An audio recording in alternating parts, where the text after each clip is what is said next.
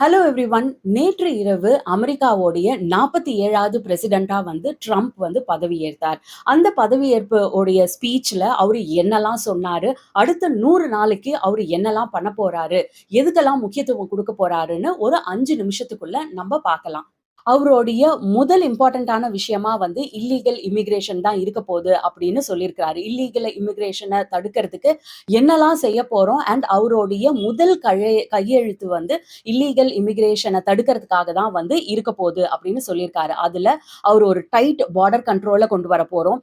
Mass டெபோர்டேஷன பண்ண போறோம் and criminal இமிகிரன்ட்ஸ தடுக்க போறோம் அப்படின்னு அவர் நெறைய விஷயங்கள் சொல்லியிருக்கிறாரு. அதுல இந்த யுஎஸ் ஓட ஹிஸ்டரியிலே பார்க்க முடியாத ஒரு பிக்கெஸ்ட் மாஸ் டெபோர்டேஷன் ஆஃப் இமிகிரன்ட்ஸ நீங்க என்னோட ஆட்சியில பார்க்க போறீங்க அப்படின்னு சொல்லியிருக்காரு.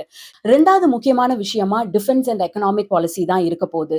இந்த டிஃபென்ஸ் அண்ட் எக்கனாமிக் பாலிசியில ஒரு ஸ்ட்ராங் அயன் மிசைல் டோம் ஒண்ணு பண்ண போறாரு. அயன் டோம் மிசைல் ஷீல்டு ஒண்ணு முழுக்க முழுக்க யுஎஸ்இல் தயாரிக்கும் ஒரு ஷீல்டா இருக்க போது. இந்த மாதிரி ஒரு ஷீல்டு மிக சில நாடுகள் தான் வச்சிருக்கு. ஸோ இது யுஎஸ் தயாரிக்கும் அப்படின்னு சொல்லியிருக்கிறாரு. அவங்களுடைய டிஇ அண்ட் ஐ பாலிசி, அதாவது டைவர்சிட்டி, ஈக்விட்டி அண்ட் இன்க்ளூசிவ்னஸ் அப்படின்ற பாலிசியில சில சேஞ்சஸ்லாம் நாங்க கொண்டு வர போறோம் அப்படின்னு சொல்லியிருக்காரு. ரொம்ப தீர்க்கமா இந்த எல்ஜிபிடி கியூக்கான ரிசர்வேஷன் இதெல்லாம் இனிமே மிலிட்ரியில இருக்கவே போறது கிடையாது அப்படின்னு சொல்லியிருக்கிறாரு. இப்போ இந்த ரேஸ், ஜெண்டர் அண்ட் இந்த எல்ஜிபிடி கியூ, இந்த ஓரினை சேர்க்கையாளர்கள், இந்த மாதிரி சில பேருக்கெல்லாம் ஒரு ரிசர்வேஷன் மாதிரி ஒரு ப்ரையாரிட்டி மிலிட்ரியில கொடுக்குறாங்க. இனிமே இந்த மாதிரி இருக்க போறது இல்ல. ரொம்ப தெள்ள தெளிவா இனிமே அமெரிக்காவுல ஆண், பெண் இரு பாலினர் மட்டும் தான் இருக்க போறாங்க அப்படின்னு ரொம்ப ரொம்ப ஸ்ட்ராங்கா சொல்லியிருக்காரு.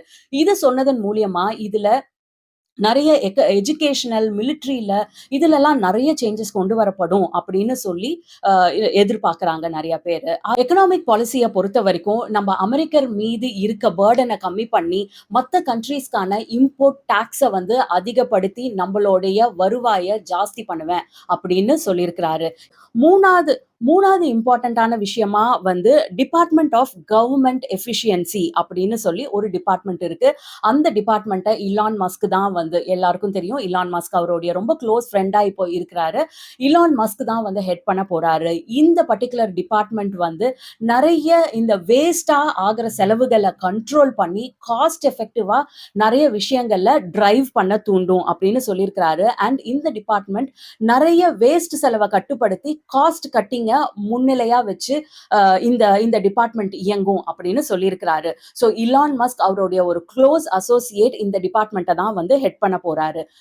4வது முக்கியமான விஷயம் யுஎஸ் அலைஸ் அண்ட் அசோசியேஷன்ல இருந்து அமெரிக்காவோட செயல்பாடு முன்ன மாதிரி இருக்க போறதில்ல. ஃபார் எக்ஸாம்பிள், WHO இருந்து பெருசா பங்களிக்க போறது கிடையாது. ஆர் WHO இருந்து நாங்க அமெரிக்கா வெளியே வர போறோம் அப்படின்னு சொல்லிட்டு இருக்காரு.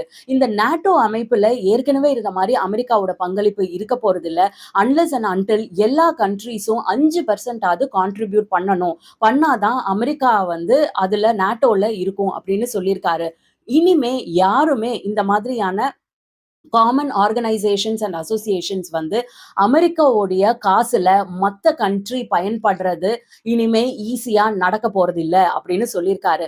மத்த கண்ட்ரியோட வார்ல யுஎஸ் ட்ரூப்பை அனுப்பணும் அப்படின்னா அதுக்கு ஒரு ஹெவியான காசு கட்டணும் அப்படின்னு சொல்லியிருக்காரு. இந்த மாதிரி நிறைய காமன் அசோசியேஷன் ஆர்கனைசேஷன்ல இருந்து அமெரிக்கா ஃபண்ட் பண்றத கம்மி பண்ணுவோம் அப்படின்னு ரொம்ப ஸ்ட்ராங்கா சொல்லியிருக்காரு. 5வது முக்கியமான விஷயமா யுஎஸ் பார்டர்ஸ் அண்ட் எக்ஸ்பான்ஷனை பத்தி பேசும்போது அவர் என்ன சொல்றாரு அப்படின்னா கல்ஃப் ஆஃப் மெக்சிகோவை கல்ஃப் ஆஃப் அமெரிக்கா அப்படின்னு நான் மாத்த போறேன் அப்படின்னு சொல்லியிருக்காரு. அது இல்லாம நம்ம இந்த பனாமா கால்வாய பனாமாக்கு பனாமாக்கு நம்ம கொடுத்துருக்கோம். ஆனா அங்க சைனாவுடைய ஆதிக்கம் தான் நிறைய இருக்கு. இந்த பனாமா கால்வாயை நாங்க அமெரிக்கா திருப்பி வாங்க போகுது அப்படின்னு சொல்றாரு. இந்த ரீவாம்பிங் ஆஃப் அமெரிக்கன் டெரிட்டரிஸ் அப்படின்னு சொல்லியிருக்காரு. அது இல்லாம அமெரிக்கன் டெரிட்டரிஸ விரிவுபடுத்தப்படும் அப்படின்னு சொல்லியிருக்காரு. ஏற்கனவே கனடா, கிரீன்லாந்து இதெல்லாம் த்ரெட் பண்ணி யுஎஸ் நாடுகளோட சேர்க்க போறதா ஆல்ரெடி ஒரு கான்ட்ரோவர்ஷியல் டாக் போகத்தான் இருக்கு. 6வது ரொம்ப இம்பார்ட்டண்டா உலக நாடுகளுக்கு எல்லாருக்குமே இம்பார்ட்டண்டா இருக்கிறது இந்த கிளைமேட்டிக் சேஞ்சுக்கான உலகம் ஃபுல்லா நெறைய அசோசியேஷன்ஸ் அண்ட் யூனியன்ஸ் எல்லாம் இருக்கு. இந்த மாதிரி யூனியன்ஸ் அ வகுக்க போகும் நெறைய rules and regulations America follow பண்ண போறதில்ல அப்படின்னு ரொம்ப ரொம்ப ஸ்ட்ராங்கா சொல்லியிருக்காரு. ஏன்னா, இந்த கிளைமேட்டிக் சேஞ்ச்ல வந்து இந்த ஆயில் வெல்ஸ் தோன்றதெல்லாம் வந்து கம்மி பண்ணணும் அப்படின்றது தான் வந்து உலக நாடுகள் பல எடுத்த முடிவுகள். இத நாங்க கேட்க போறதில்ல. எங்களோட ஸ்லோகன் "ட்ரில் பேபி ட்ரில்" இதுதான் வந்து அமெரிக்காவோட ஸ்லோகனா இருக்க போது. நாங்க நெறைய ஆயில் வெல்ஸ தோண்ட போறோம். இந்த கிளைமேட்டிக் சேஞ்ச் போடுற யூனியன்ஸ் அண்ட் அசோசியேஷன்ஸ் கிளைமேட்டிக் சேஞ்சுக்காக போடுற ரூல்ஸ் எல்லாம் நாங்க பெருசா கடைபிடிக்க போறது கிடையாது. அண்ட் ஆட்டோமொபைல் இண்டஸ்ட்ரியிலயும் வந்து எலக்ட்ரிக் வெஹிக்கிள்ஸ் தான் வாங்கணும் அப்படின்ற எம்பசிஸ் எல்லாம் தகர்த்துட்டு, உங்களுக்கு என்ன வெஹிக்கிள் பிடிக்குதோ அத நீங்க வாங்கலாம் அப்படின்னு சொல்லி, இந்த மாதிரி கிளைமேட்டிக் சேஞ்ச் வேர்ல்ட் யூனியன்ஸ்க்கெல்லாம் வந்து நாங்க செவி சாய்க்க போறதில்ல அப்படின்னு சொல்லியிருக்காரு. இதுதான் வந்து அவரு சொன்ன 6 முக்கியமான விஷயங்களா வந்து இருக்கு.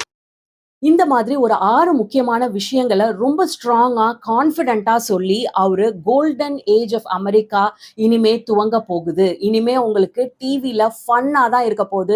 நெறைய விஷயங்கள நீங்க அடுத்து அடுத்து பார்த்துட்டே இருக்க போறீங்க அப்படின்னு சொல்லியிருக்கிறாரு. இவரு சொன்ன நெறைய விஷயங்கள ஆல்ரெடி வந்து இவருடைய ஸ்பீச்சுக்கு அப்புறம் கையெழுத்து போட்டு தொடங்க ஆரம்பிச்சுட்டாரு அப்படின்னு சொல்றாங்க. இனிமே அமெரிக்கன் கவர்ன்மெண்ட் வந்து நெறைய ட்விஸ்ட் அண்ட் டர்ன்ஸோட நெறைய நியூஸஸோட, நெறைய ஹெட்லைன்ஸோட தான் வந்து நம்ம அடுத்த 100 நாள் ட்ரம்போட ஆட்சியில பார்க்க போறோம் அப்படின்றது தான் வந்து எல்லாருடைய எதிர்பார்ப்பு. பாய் ஃபார் நவ்.